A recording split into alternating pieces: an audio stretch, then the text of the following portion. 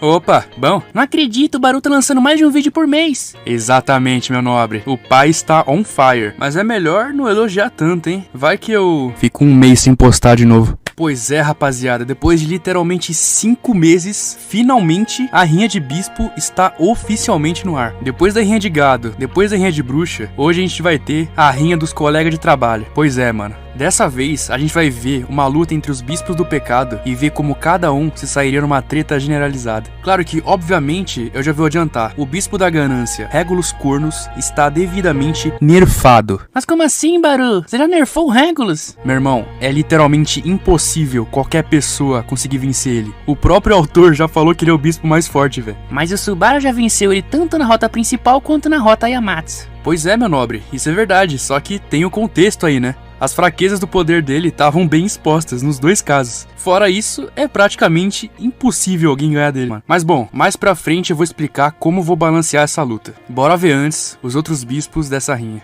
Bom, definitivamente esse é o bispo do pecado mais famoso de todos, mano. Betelgeuse Romani Conti, Des. E bom, ele é o mais famoso e também o mais fraco. Pois é, a vida dá dessas. Assim como a gente viu no trágico passado dele, o Gilles em poder de fogo é bem forte. As mãos invisíveis dele permitem destruir centenas de árvores e ser usadas até como locomoção. E a maior vantagem, eu acredito, é ela ser invisível. Claro, o Subaru conseguia enxergar e isso deixava o trunfo dele praticamente inútil, né? Mas mesmo assim, as mãos invisíveis são bem fortes. Fora a vantagem dele ser um espírito e fazer o contrato forçado, né? Quando ele faz isso, ele consegue dividir a autoridade dele entre os dedos dele, que é aquela galera lá que ele possuiu depois. Fazendo isso, ele consegue aumentar a quantidade de pessoas que usam as mãos invisíveis simultaneamente. Ou seja, o cara fica bem mais forte, né? Só que em questão de resistências, bom, ele é bem fraco. O corpo dele é muito magro e ele pode ser facilmente morto. Só que o Gilles ser morto não quer dizer que ele morreu. Bom, é bem esquisito mesmo essa frase. Se ele tiver um dedo vivo pelo menos, ele vai lá, né, dá aquele pulinho pro outro corpo, pronto, tá salvo. Só que, né, se ele não tiver mais nenhum dedo, aí ele morre de vez. Mas bom, nessa luta, o Gilles vai ter todos os dedos dele. Nossa, o Baru tá bufando o Gilles de graça, né? Mano, a galera que vai vir depois é barra pesadíssima, velho. Vai por mim. Deixa o cara lá com os dedinhos dele que vocês vão ver os tranca-rua que vai aparecer aqui, mano.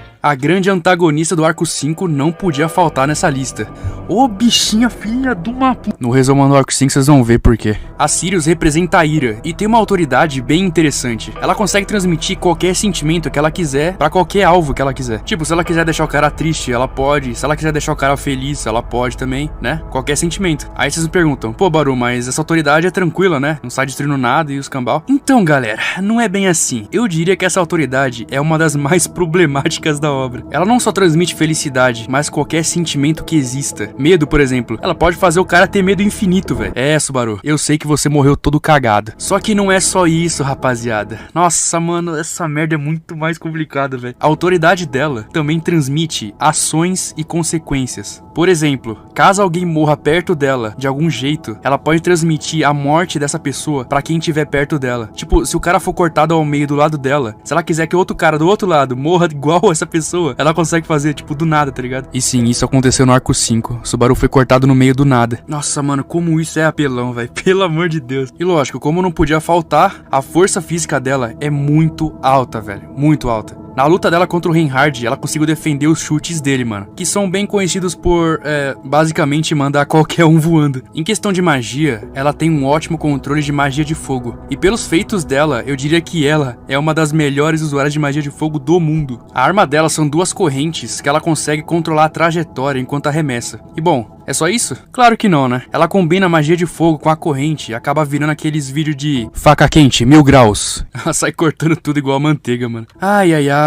Bom, rapaziada, alguns de vocês vão estranhar esse cara aqui. Eu acredito que a grande parte nem conhece ele, velho. Nem na Light Novel o safado aparece, mano. E se aparece é só mencionado, tá ligado? Ele é mais abordado mesmo nos volumes X. Aqueles que mostram o passado do mundo de ReZero, né? Famoso flashback. E bom, quem era o Stride? É, rapaziada, o Stride era o Bispo do Orgulho. Exatamente, era, porque ele tá morto. Lembra do Gilzy falando: você seria o orgulho? Então, porque não tem orgulho, tá ligado? O Stride morreu e até hoje ninguém apareceu pra ser o orgulho. Então a cadeira tá vazia. Nossa, Baru, mas como é que ele morreu? Bom, rapaziada, alguns anos atrás, antes do Subaru ser invocado, o Stride resolveu fazer uma baguncinha em Lugnica, tá ligado? Junto com a tropinha dele. Conclusão, o cara tomou um cacete e ainda acabou virando almoço do dragão dele. É, a vida dá dessas. Bom, em questão de poder de fogo, o Stride não era tão forte assim quanto os bispos anteriores. E bom, qual que é o motivo disso? Simples, a autoridade dele nunca foi revelada. Ele é orgulho, só que nunca mostrou ele usando a autoridade do orgulho. Muito obrigado, Tapei, valeu. Mas o que compensava era o quê? Os ajudantes dele, né, mano? Como ele era de Volak, ele conhecia muito uma galera diferente. E bom, quem que era essa galera? Basicamente, o Volgrin, um fodendo dragão negro de 3 cabeças, que tacava fogo em geral, e os gêmeos shinobis, Shasuke e Raizo. Na história original, os caras eram muito bons, só que, né, foram de base também. Em questão de equipamento, o Stride tinha 10 anéis mágicos, um em cada dedo. Só que assim, rapaziada, os anéis dele não eram bem mágicos, eles eram, na verdade, amaldiçoados. E bom, pra falar a verdade, esses anéis dele eram bem fortes, mano. Em suma, ele usava pra diversas formas. A mais conhecida é o controle das ações do alvo. Na mão dele os caras viram marionete, mano. E dependendo do poder que ele usava do anel, se ele usasse todos ao mesmo tempo, no poder total, ele podia controlar quem ele quisesse. E um dos anéis dele era igual ao poder do Shigaraki lá de Boku no Hero. O cara simplesmente faz os outros apodrecer. Só que assim, né, rapaziada, como o próprio nome diz, anéis amaldiçoados. Esses anéis aí davam muito poder, só que custava a energia vital do usuário. Pois é, mano, o Stride resolveu encher a mão de anel igual o Missy Pose e acabou virando essa múmia aí. Nessa rinha, ele vai ter o apoio do dragão dele e o apoio dos 2 ninjas dele. Já dá pra dar uma risada. Bora pro próximo. Nossa, de longe, esse é o bispo mais irritante da obra, mano. Puta merda, que cara chato, velho. E não é só o mais chato, mas também o mais forte, velho. O Regulus dispensa apresentações. Ele representa a ganância e é o bispo mais OP do culto da bruxa. A autoridade dele tem 2 partes. Uma delas é a quietude do tempo. Essa autoridade permite que o usuário pare o tempo de qualquer coisa. Sim, exatamente qualquer coisa. Até o tempo do próprio corpo dele. Ele basicamente parou o tempo do próprio corpo. Então ele não precisa comer, não precisa beber, não envelhece, não respira. O cara não faz nada, tá ligado? E bom, se fosse só isso, seria suave, né, mano? O cara só não precisa das coisas vitais da vida. O problema é que ele consegue parar o tempo de literalmente tudo. A questão aqui é que, dependendo do que ele para o tempo, essa coisa gera uma consequência bizarra. Pense que você jogou uma bola de neve no teu amiguinho durante o inverno em Curitiba. A bola é um vetor, certo? Ela tem movimento, ela tem momentum. Agora, o que o Regulus faz? Basicamente, ele para o tempo daquilo em movimento e fica acumulando energia parada. Depois que ele solta, mano, abraço, não sobra mais nada na frente. Ele pode parar o próprio ar, a água, a poeira, mano, qualquer coisa na mão dele vira uma arma, velho. E o problema, rapaziada, é que ele não só tem o melhor ataque, mas ele também tem a melhor defesa. A segunda parte da autoridade dele é o Coração de Leão, ou Corleones. O Corleones faz a conexão dele com as esposas dele, via Wi-Fi, né, 4G. Aí vocês perguntam, pô, Baru, mas por que ele faz isso, né? Por que ele ia se conectar com os outros do nada, assim? Bom, rapaziada, basicamente, você parar o tempo do próprio corpo não é muito saudável, né? Se ele não se conecta com ninguém e tenta usar o poder dele, tipo, parar o corpo, ele quase tem um infarte em 5 segundos. Aí ele pensou o quê? Pô, vou me conectar com as esposas e vou usar o corpo delas como o meu corpo.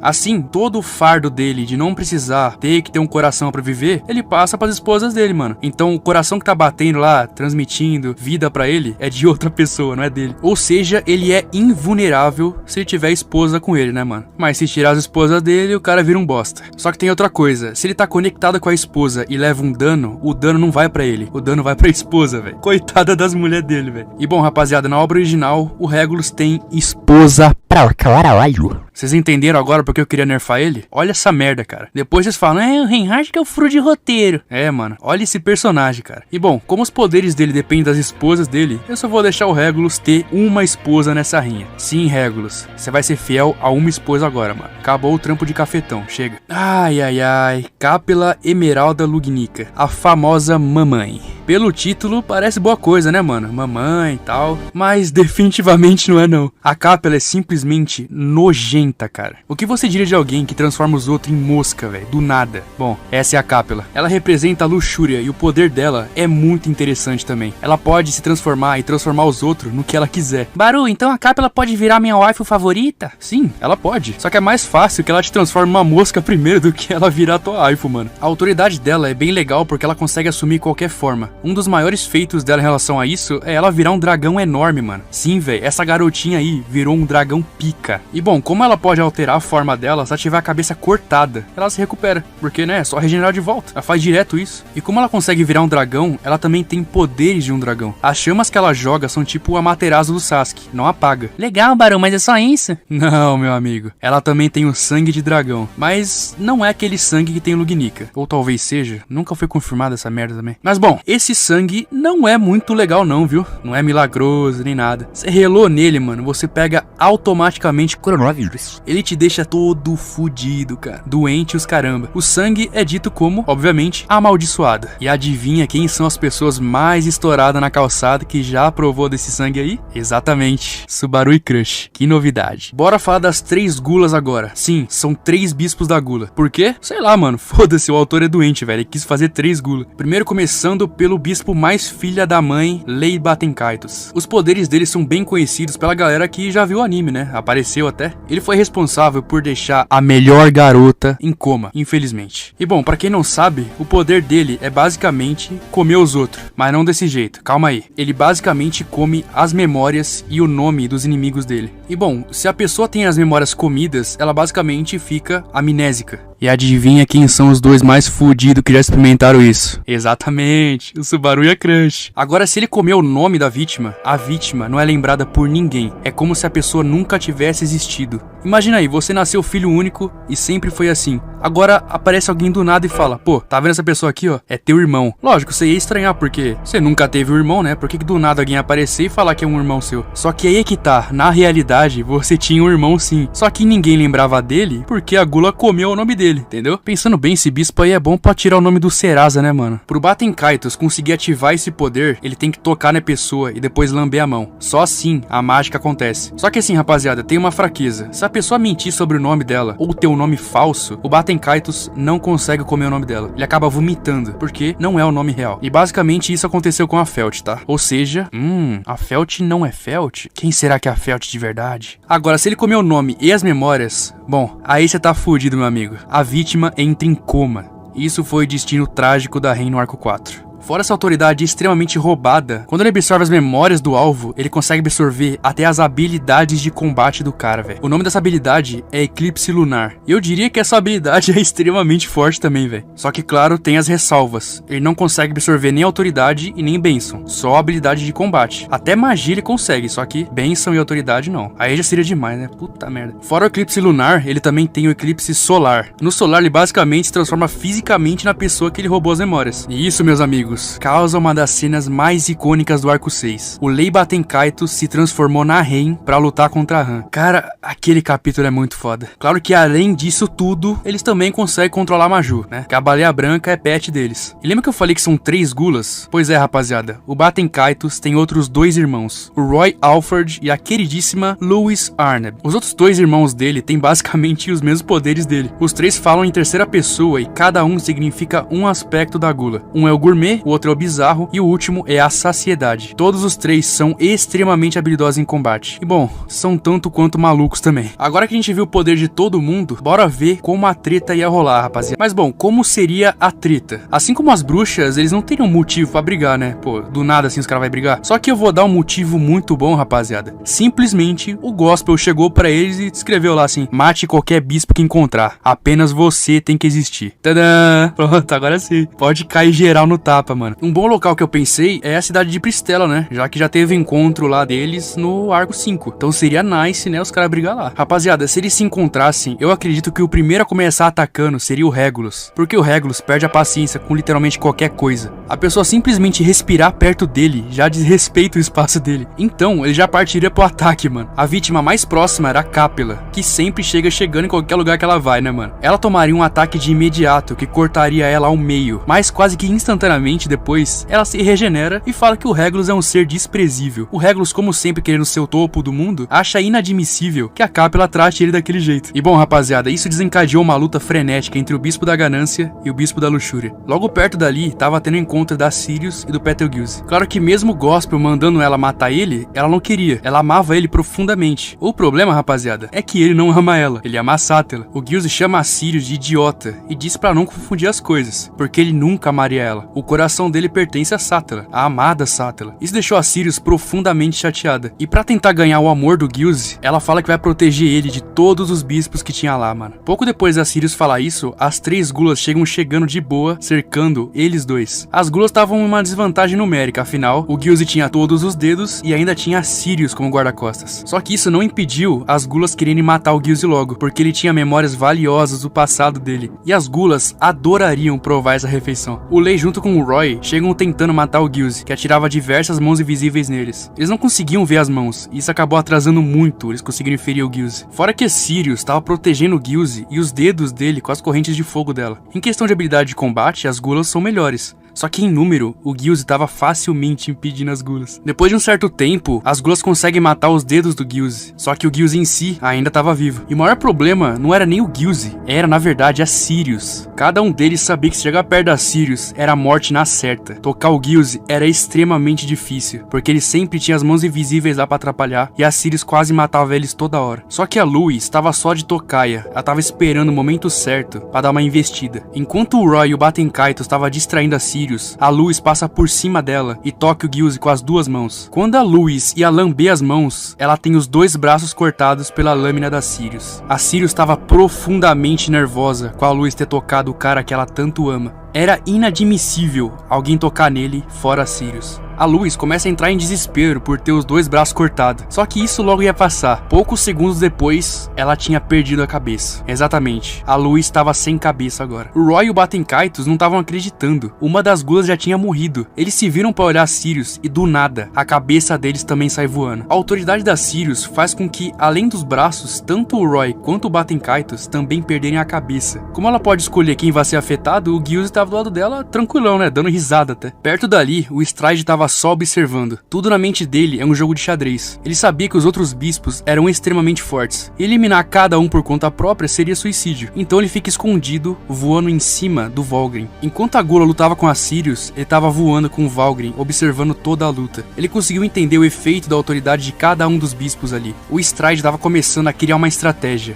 Uma mente tão maligna e orgulhosa como a dele seria boa demais para esse show de horrores. O Regulus estava ficando sem paciência de matar a Capella tantas vezes e ela simplesmente voltar. Só que não era só ele que tava puto. A Capella também tava por toda hora tentar matar ele e não acontecer nada. Com a morte das gulas, o Gilze seguiu com a Sirius pra se encontrar com os outros 2 nervosinhos. Só que assim, rapaziada, o Regulus tava tão puto que simplesmente ele nem esperou o Gilze falar. Ele só tacou uma rajada de ar nele e cortou o Gilze no meio. O Regulus tava tão puto, mas tão puto, que era pior do que a cena com a Pandora no arco 4. Ele simplesmente não aceitava que tinha alguém que se achava maior do que ele, igual a Capella tava fazendo. Isso era um desafio à autoridade dele. E essa raiva toda foi descontada no Gilze, mano. Coitado, o cara morreu do nada. A Sirius perdeu a cabeça. Ela ficou simplesmente insana. Ela olha pro Gilze morto nos últimos momentos e faz a dor dele ser a dor da Capella e do Regulus. Assim como o Gilze foi cortado ao meio, tanto a Capella quanto o Regulus foram rasgados ao meio também. Só que a Capella logo se recuperou dos danos, e o Regulus simplesmente não tomou dano nenhum, porque quem tomou o dano foi a esposa dele, velho. A esposa dele foi cortada no meio do nada, coitada. Então basicamente o Regulus meio que perdeu a invencibilidade dele, agora ele pode morrer. A Sirius não entendeu porque eles não foram afetados, e lança as correntes no Regulus, que acaba desviando de raspão. A Capella, vendo que seria uma boa subjugar o Regulus ali mesmo, ela se transforma num dragão gigante e esmaga ele com a pata. Mano, o Regulus virou massinha, velho. A Sirius volta a atenção pra Capella e volta a usar as correntes de fogo, só que era inútil. A Capella só toca na Sirius e transforma ela num sapo nojento. Um bicho inofensivo daquele não ia fazer mais nada. O Stride vê aquilo e desce com o dragão pra tentar conversar com a Capella. Só que assim, rapaziada, tanto ele quanto a Capella são orgulhosos demais. E eles sabiam que não ia ter acordo nenhum. O Stride manda os 2 melhores assassinos dele segurar a Capella, enquanto ele joga uma enorme onda de maldição em cima dela. A Capella tava apodrecendo numa velocidade impressionante, só que não funcionava. O corpo dela mesmo assim conseguia se recuperar, velho, enquanto o Stride só tava perdendo energia. A Capella fala que é inútil, o amor do mundo todo era feito pra ela. E ela só tava lá se divertindo, né, porque, pô, matar bispo inútil pra ela é muito fácil. De uma hora pra outra, os 2 assassinos do Stride viram a Moeba na frente dele. O Valgrind tenta atacar, mas ele começa a queimar numa onda de chamas negras que ele nunca tinha visto. O dragão dele morreu pro dragão da Capella. A melhor estratégia que o Stride tinha não tinha dado certo. Ele tava esgotado, enquanto a Capella só dava risada. E foi nessa hora que ele pensou: Essa vai ser a minha melhor vigarice. Ele mete um blefe pra Capela e fala que se rende. Ele curva a cabeça enquanto a Capela se aproxima pra transformar ele num animal bizarro por aí. Só que aí, meus amigos, foi aí que o Stride ativou a carta armadilha dele. Ele tava perto o suficiente pra ativar todos os 10 anéis contra a Capela. Ele conseguiu controlar ela completamente. Ele subjugou ela totalmente. Ele fez ela se transformar numa mosca permanentemente e pisou em cima dela depois. A Capela tinha provado do próprio veneno, mas como nem tudo são flores, usar o poder total dos 10 anéis amaldiçoados custa muita energia vital. E o Stride sabia que não tinha muito tempo sobrando. Ele se senta no canto e aproveita os últimos minutos da vida dele, enquanto ele dava risada, né? É, rapaziada, quem ri por último ri melhor.